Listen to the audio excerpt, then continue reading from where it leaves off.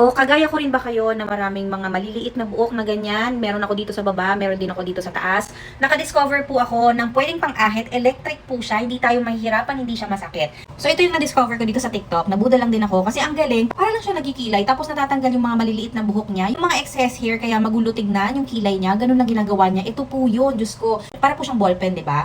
Ang pag-open sa kanya, pag ganun, pataas, angat mo lang to, tong takip na to. Tapos, ganyan ang itsura niya.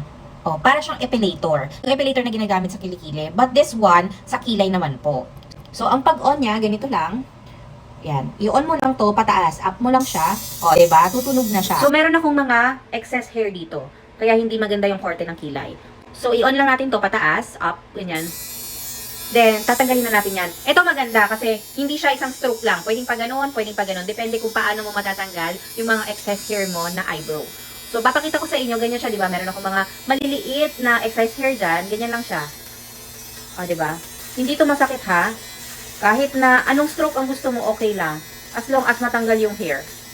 Ayan. Hindi rin to mainit, hindi to masakit. Yun yung nagustuhan ko dito, hindi masakit. Tapos, very easy patanggalin ng hair. O, yan, dito naman tayo sa taas. Kortehan na natin. O, ayan. O, ito, excess hair din siya. Kortehan na natin.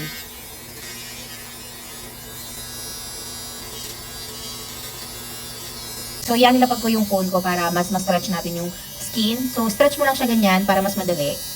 Tapos, ayan, iganyan mo na yan. Mas madali kasi kapag i-stretch yung skin.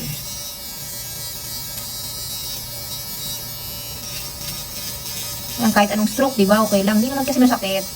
Mahalaga man natatanggal mo. O, di ba? O, ayan na. So, dito naman sa taas, stretch lang natin tong skin na to. And ito naman, ayan, nakikita nyo, may excess hair dyan. O, ayan. O, diba? Natanggal na siya. Malinis na siya, tignan. Ayan, i-clear pa natin para mas maayos.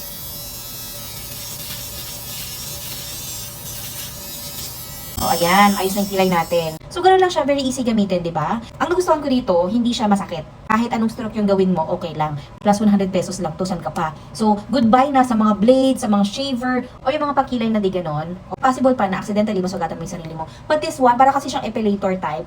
And kahit anong stroke mo, left or right, okay lang. Hindi ka masusugatan, hindi rin siya masakit. Para sa mga kagaya ko rin, na mabilis tumubo yung hair nila sa eyebrow, ito yung marirecommend ko sa inyo. Very easy to use, at affordable price, plus no pain pa, yun yung importante doon. So, order na rin kayo para mabilis palagi ang paglinis ng kilay natin. So, check out nyo na!